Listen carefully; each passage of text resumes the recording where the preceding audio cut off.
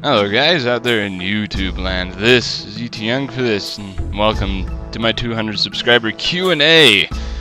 Yay, time for me to sit down and record this thing. Got quite a few questions here, and I actually looked through them a bit, and there's some of them that made me think for a little bit, like, what do I actually really think about that?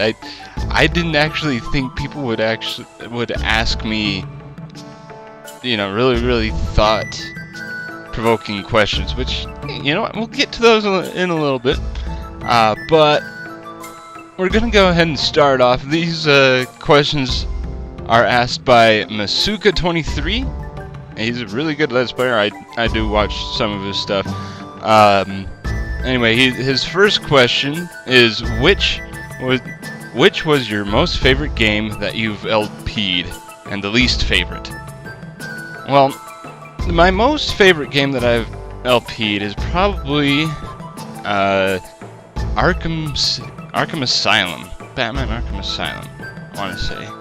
That's it was a really favorite game for me to play personally, and it was awesome for me to get a chance to do a Let's Play of it. You know, that was when I was starting to record stuff, and yeah, it's not my best Let's Play so far, but it was my favorite it was my most favorite when I had recording, going around beating up thugs and all of that. But the least favorite that I have done, it's probably a tie between Star Wars: The Force Unleashed and Uncharted: Drake's Fortune. The thing is that with Star Wars: The Force Unleashed, I think I could have done a lot better job with it. Not only did the quality-wise was really bad, because I was recording with a Dazzle back then. If you actually know what a Dazzle is, I don't know what it is. I've seen people record stuff with Dazzle and put it up on YouTube, and it looks a lot better than what I had recorded. Maybe the settings that I had was a little but whatever. And that wasn't the only reason why I hated it, or why I didn't like it. Towards the ending, I didn't want to play the game anymore. I love the story. I like the story of Star Wars: The Force Unleashed. It's just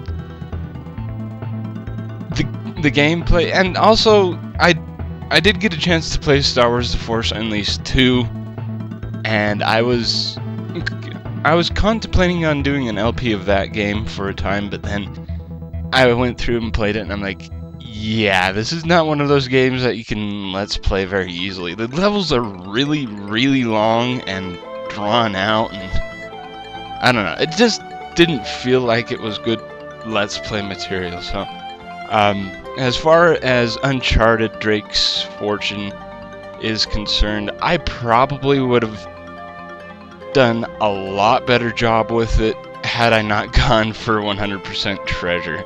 The only reason why I went for 100% treasure on that one was I haven't seen any Let's Play of it that had gone through and gotten 100% treasure. Now, looking back on my playthrough of it, I realize, yeah, 100% treasure, it's not the best thing in the world. I'm sorry. So, yeah, after that, that's probably when it was cemented in my head that, you know, Let's Plays aren't really about going after 100% stuff. It's about having fun while doing it. And then, so every single game that I've done after that, I've just played for the fun of it. Yeah, I'll set goals during some of my Let's Plays, but other than that,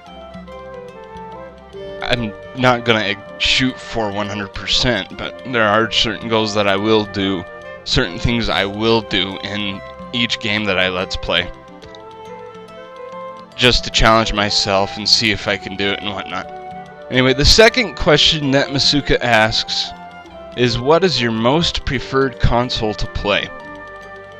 Now, if you're talking about over the course of console history from like Commodore 64 all the way up until the current generation with PlayStation 3, Xbox 360, Nintendo Wii, I'd probably say it's the Super Nintendo Entertainment System. Because it's simple, it's laid back, it has fun games on it. I mean, my favorite game on that is Donkey Kong Country, so, you know. And it's a lot simpler. All the consoles and all the games that come out nowadays have to be so freaking big, huge. I don't know. It doesn't feel like it didn't back then. You know, Super Nintendo Entertainment System. But if it's as far as the current generation is concerned, Xbox 360, PlayStation 3, and the Nintendo Wii, I'd probably have to choose the PlayStation 3. And the reason why I choose the choose the PlayStation 3 is because, well, you got the Nintendo Wii, and all the games that it has is basically, for nostalgic factors, there's not really any brand new content, so to speak. I mean, there is new content there, just not enough to give it substance, so to speak. You know, Mario has been his same old self. Yeah, he has different genres. You know, there's like the Super Paper Mario. It's more of an RPG-esque type of thing. There's also, like, I mean, there's Zelda, and I do like The Legend of Zelda. And then there's also Donkey Kong Country. They try to bring it back, which I do like. Donkey Kong Country Returns, but doesn't have that same feel as Donkey Kong Country on the Super Nintendo.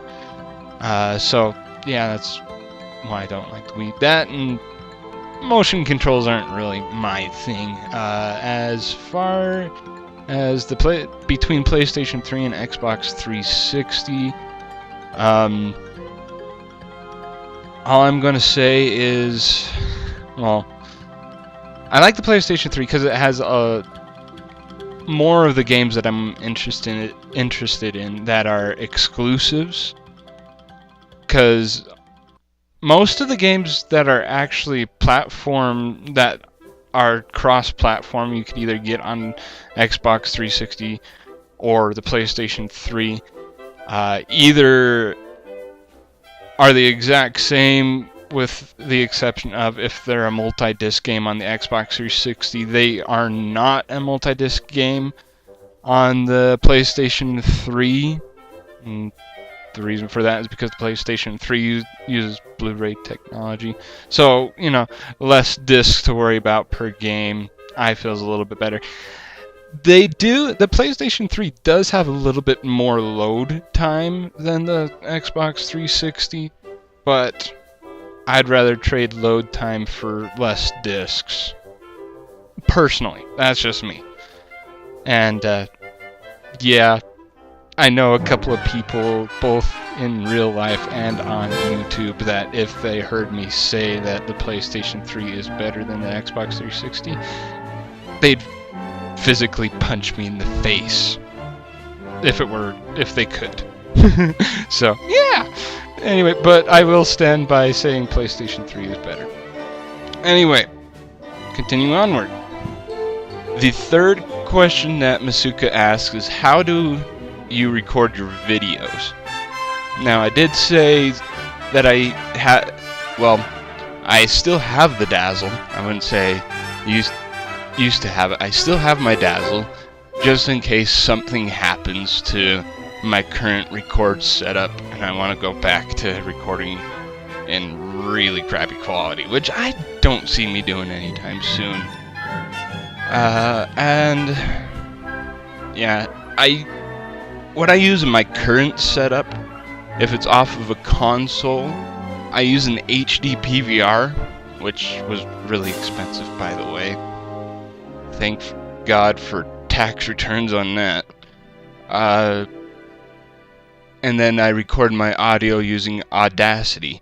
Now, when I was first starting out and I used Audacity, it would crash all the time, and I would probably either have to re-record the episode, or I would have to go into the temporary files and retrieve all the temporary files and reconstruct from there, which there was a way to reconstruct your commentary. And that is if you didn't open up Audacity again afterwards, you'd have to go and get the temporary files right when Audacity crashed in order to salvage them.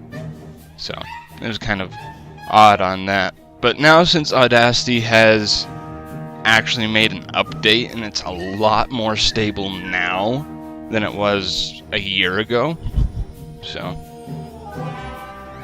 that is it for as far as console recording. As far as emulator recording is concerned, I used to use Fraps. If you go to my Tales of Eternia Let's Play, I used Fraps for that all the way up until I think it was like the 22nd or 23rd episode, or part, or whatever. And when I got there, I entered a town that, at the current settings that I had my emulator at, it wouldn't display the town properly, and so I had to figure out what settings would make the town display properly, and it actually made my emulator run a lot smoother when I found the correct settings for that. However, those settings were not compatible, or are not compatible, with Fraps, so I had to go and find a different record method, and the one I settled on was a screen capture program called Camtasia, which is actually really, really good. I heard people say bad things about Camtasia, and they prefer Fraps over Camtasia, but as far as I'm going to go with my emulators, I might keep Camtasia.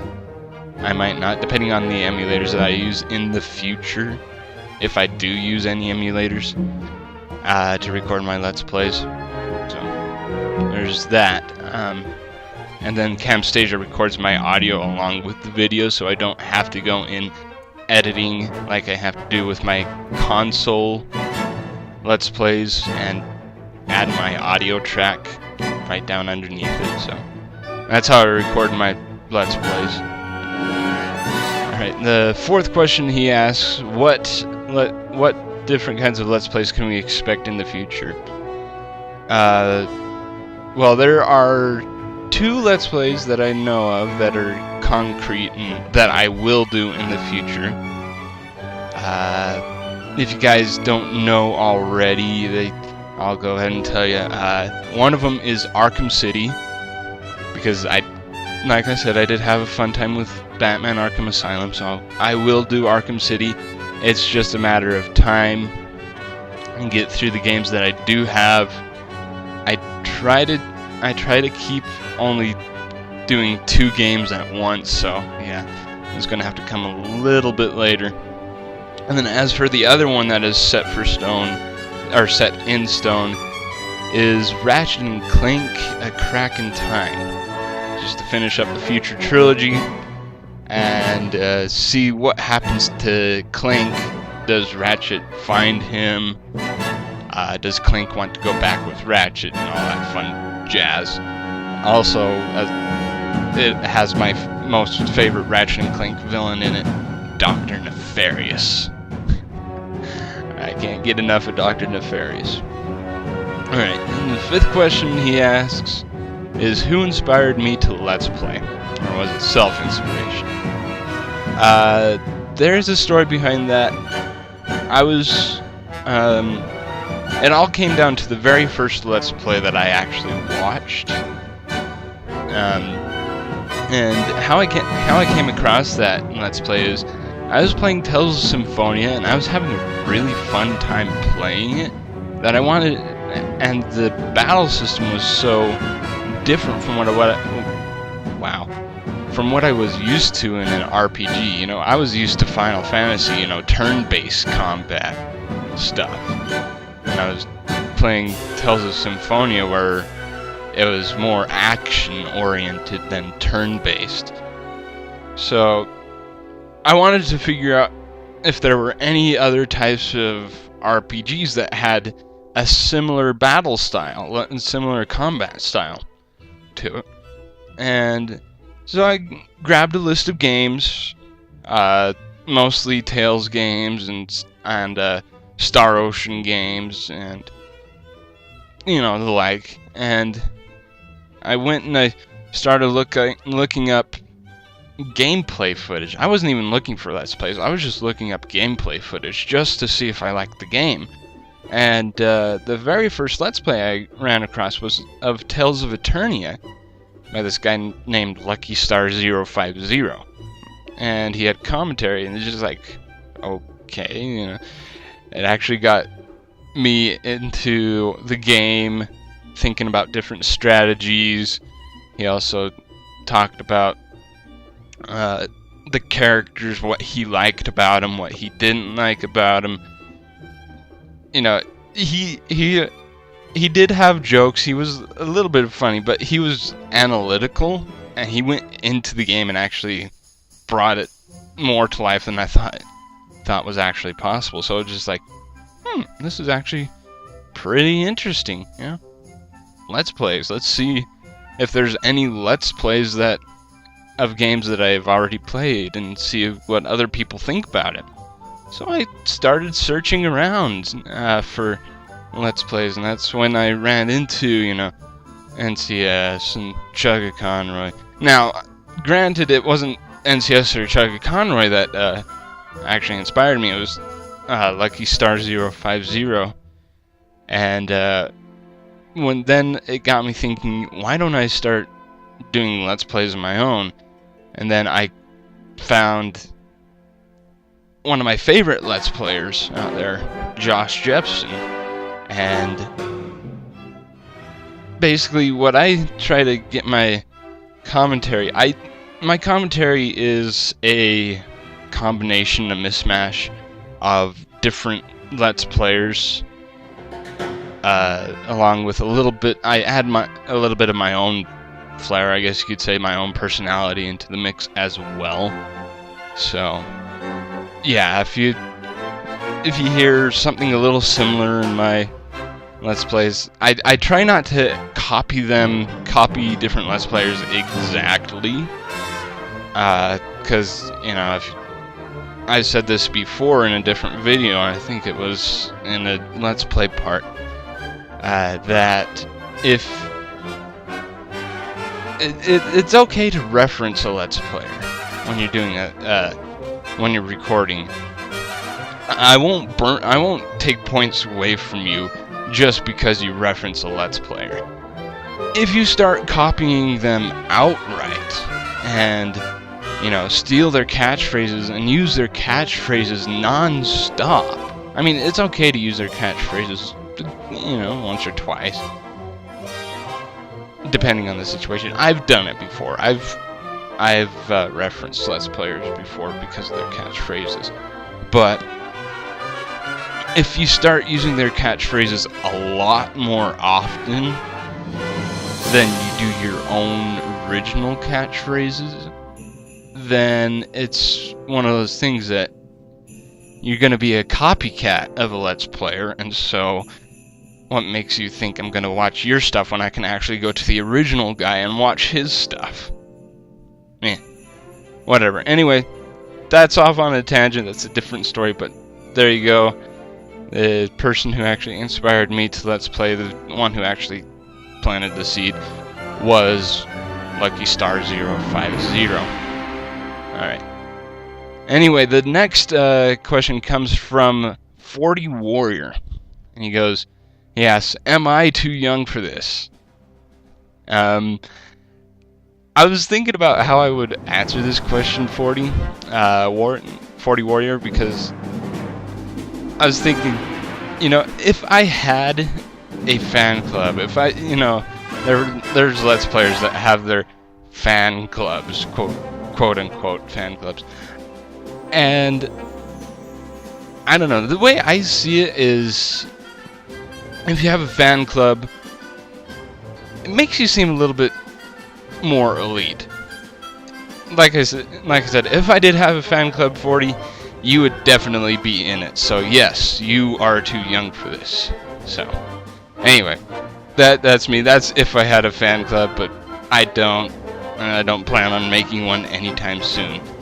The second question 40 Warrior asks, are you a fan of U2 the band?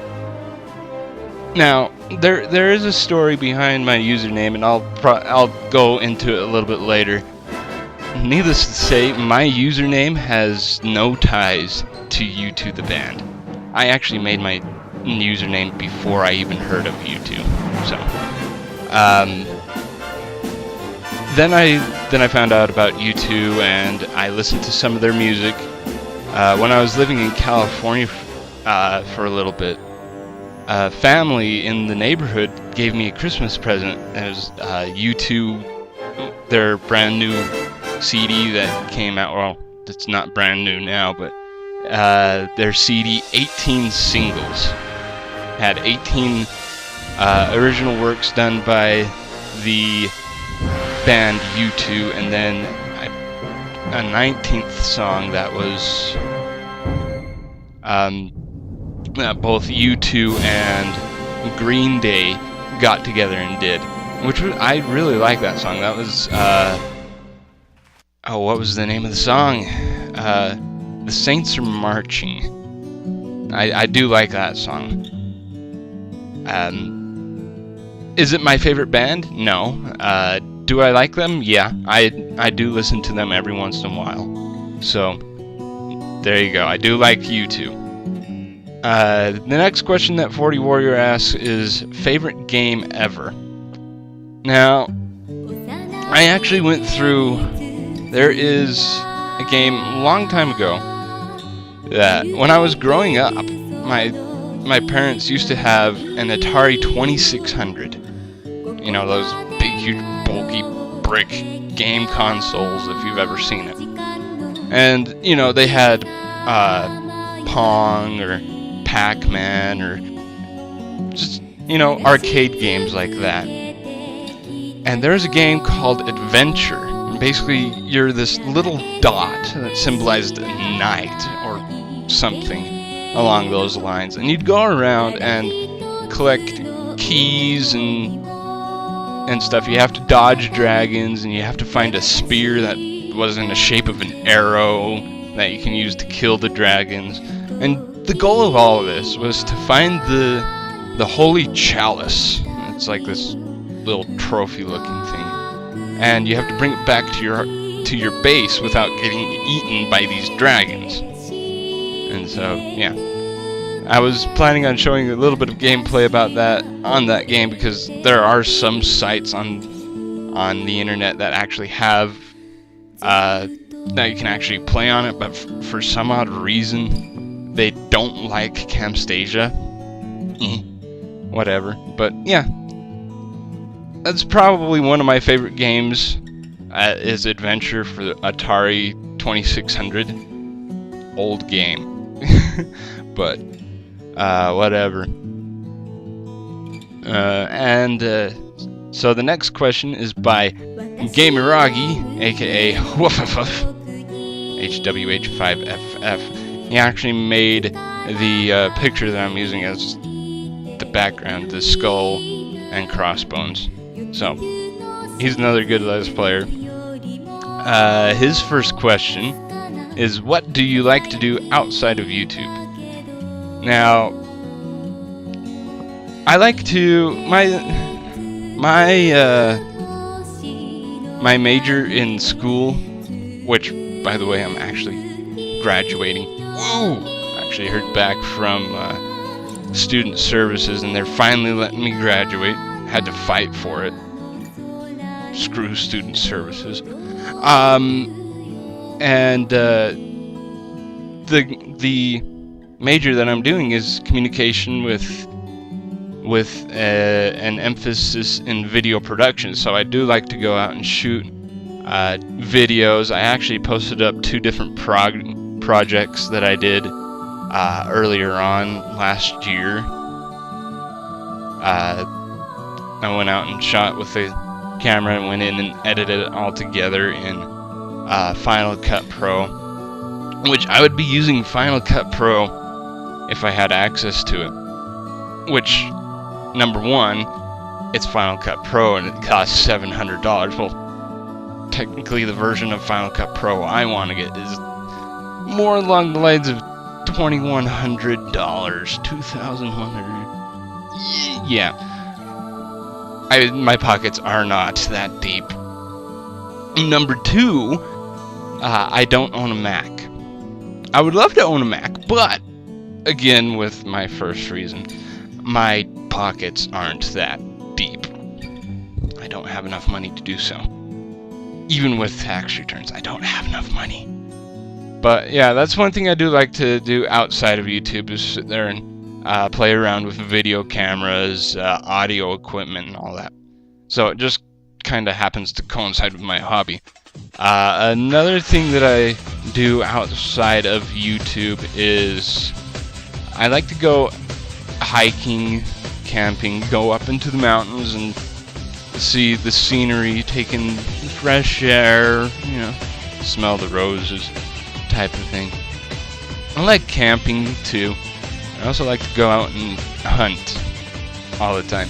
You know, with Gamerragi's Let's Play of Alan Wake, it reminded me so much. Whenever that killer deer came out and started chasing after him, I laughed my head off just because of, I'm like, yeah, if, you know, I like hunting and I do respect deer, and I know that they probably, if they wanted to, they could probably come up and gore me to death with their antlers.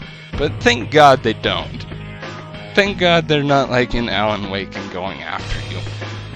But whatever. The next question that Gamerragi asks is, what is your position on the next-gen anti-used game measures? Now, before he asked this question, I didn't even know what this was. I haven't even heard of it, so I had to look up, you know, next-gen anti-used game measures. What the hell are they? Basically, what they are is, from what I gather, is the next generation. It's kind of confirmed for the next generation of PlayStation, you know, PlayStation 4, or codenamed Orbis.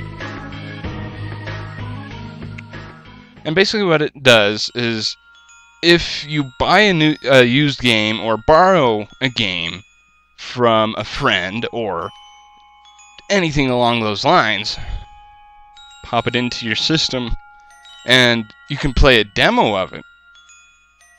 But in order to get the full game, you'd either have to go out and buy a brand new copy of the game, or you would have to pay an additional fee on top of whatever you paid at the store.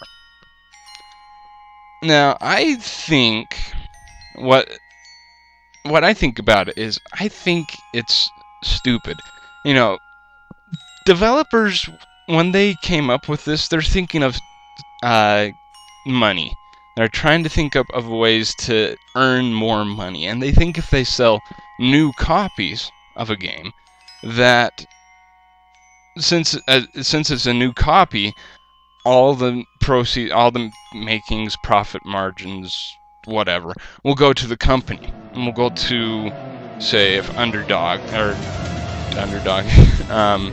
Naughty Dog made a game for the PlayStation 4, and you could only buy new games, or if you do get your hands on a used game, you'd pay a little additional fee on the PlayStation Network store or the Xbox Live store if Microsoft decided to go that route. and so that the companies would get that money instead of, you know, if you bought a used game, the money that would be made off of that used game would be going to the used game store instead of, you know, Naughty Dog or Insomniac or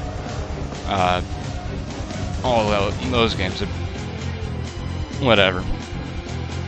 And then which is good for the gaming companies. They make a little bit more money, and they probably would be able to make better games with the money that they make.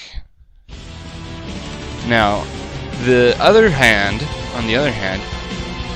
there are used game stores. Like, I go and buy used games a lot. I go to GameStop. I go to Play and Trade. I go to a little hole-in-the-wall shop that called what is it called? Anyway, a hole-in-the-wall used game store. Can't remember the name of it. Hang on, guys, I'm gonna sneeze.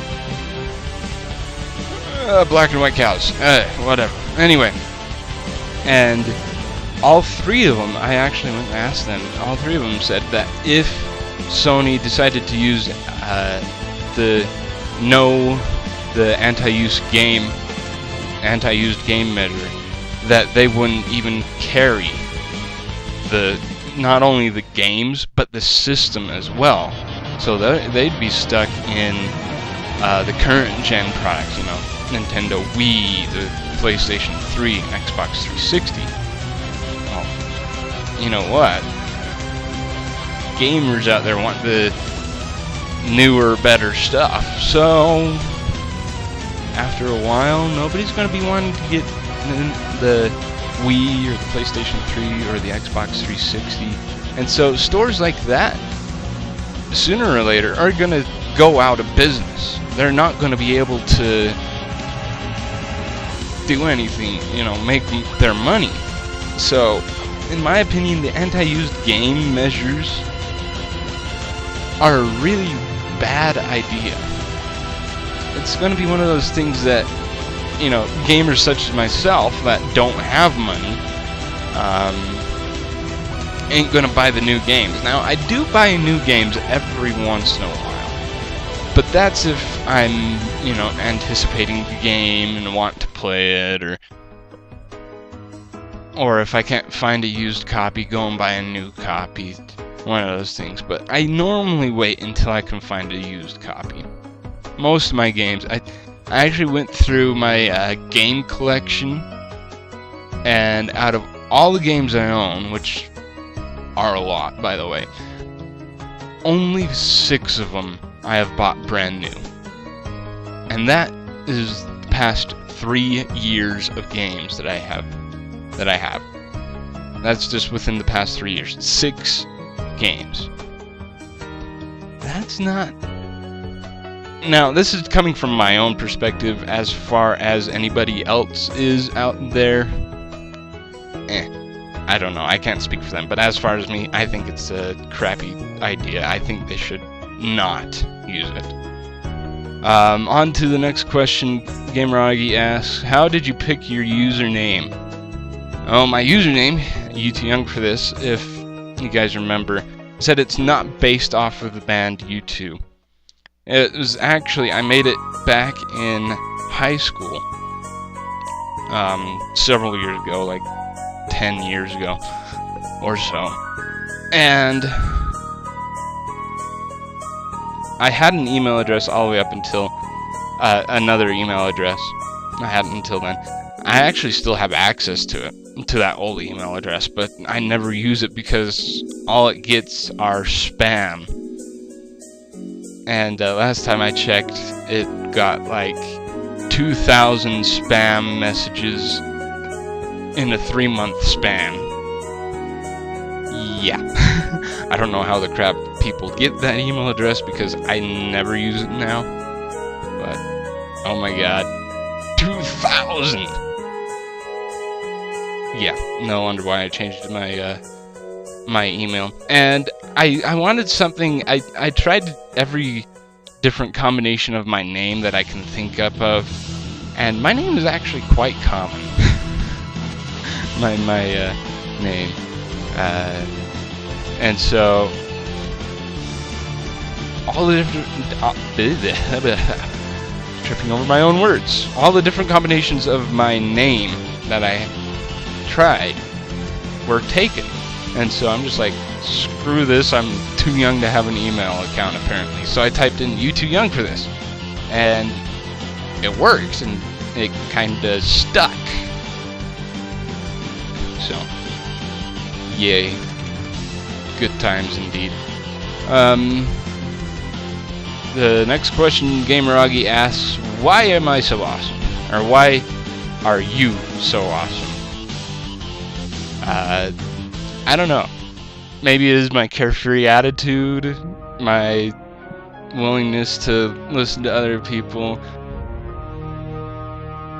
my funniness, I don't know why I'm awesome, seriously. I can't tell you guys a straight answer on that. Anyway, it has actually been a long time. I've been talking for over a half hour. Dang it, this is going to be an interesting thing to edit together. Anyway, next question is asked by the Ryan227, also known as KnownMan227. He asks, can you do a backflip? In my current physical state I am right now, no.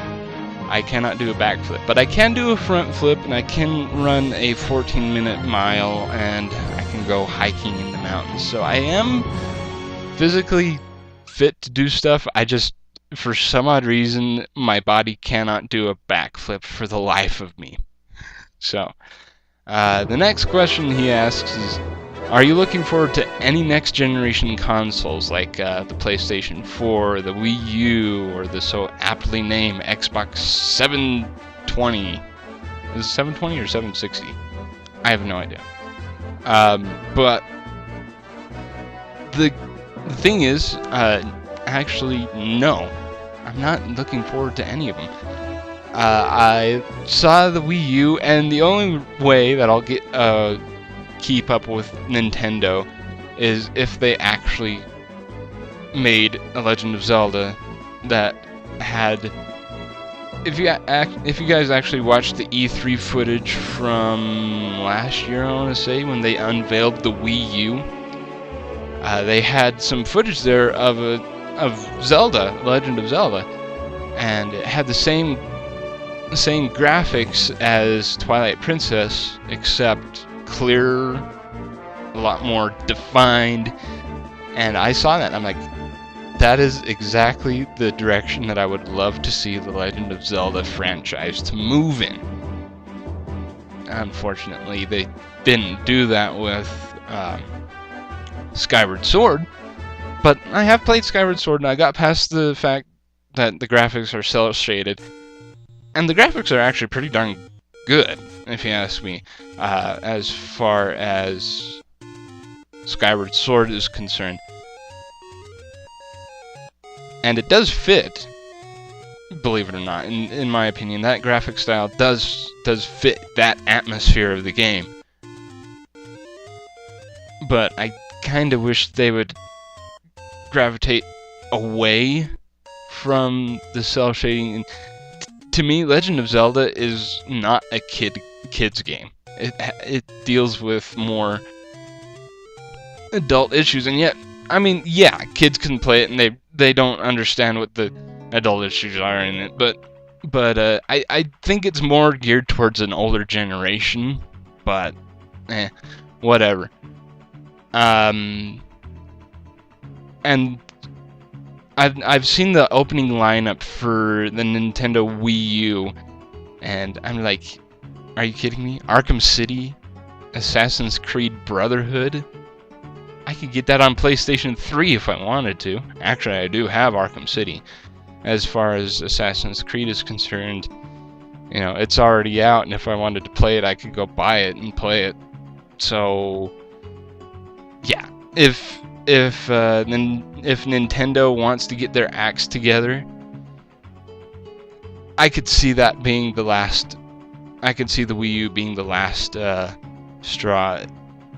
They have to get some either really, really strong first-party games, or they have to get some exclusive third-party games. Other than that, Nintendo's already had its fun in the sun. It's going downhill, in my opinion. As far as the PlayStation 4 is concerned, I haven't really heard much about it, so I can't say, but right now I have a whole bunch of games I need to play through anyway, so therefore, no, not really. Especially with the anti-use game measures. Screw that. Anyway, the Ryan227 also asks, what is your favorite game of all time? Well, like I said, there's Adventure on the Atari 2600. Is one of my favorite games. More current systems, I'd probably say, if you were to limit it to the current gen consoles, the Wii, PlayStation 3, Xbox 360, which, by the way, I have finally gotten an Xbox 360. I only have one game for it so far. I'm planning on getting 2 more, but that's when I actually get the money to do so. As far as everything you said concerned on the current gen, I'd probably would either have to say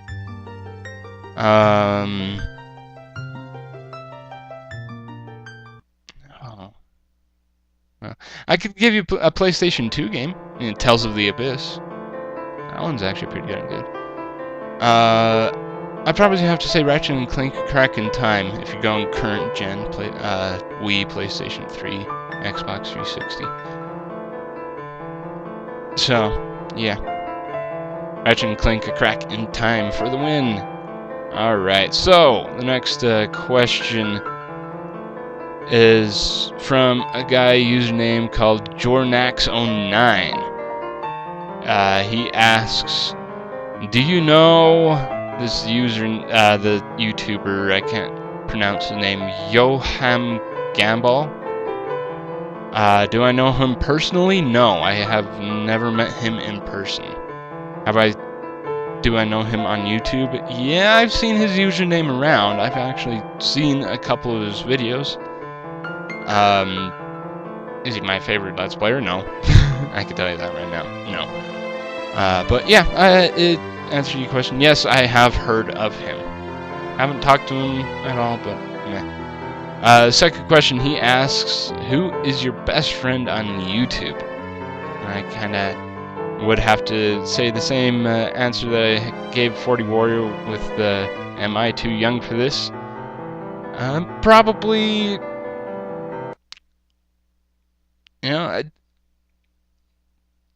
all the people on YouTube are my friends. If they want to come talk to me or if I want to go talk to them, people are understanding. Well, most people are. There are some people out there who seem to get something up their ass and get mad at every little detail and fly off the handle.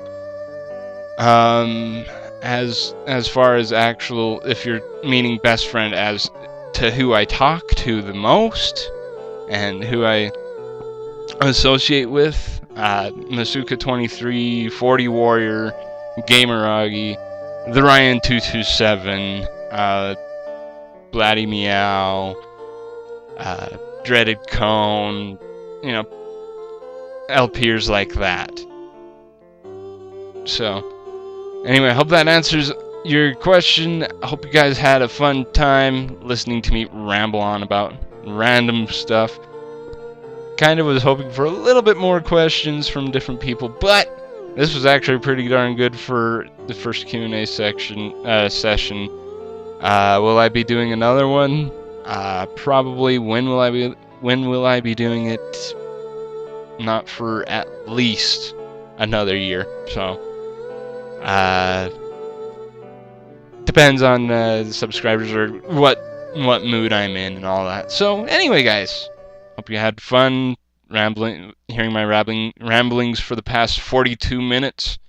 Anyway, this is You Too Young for This signing off, saying keep things frosty.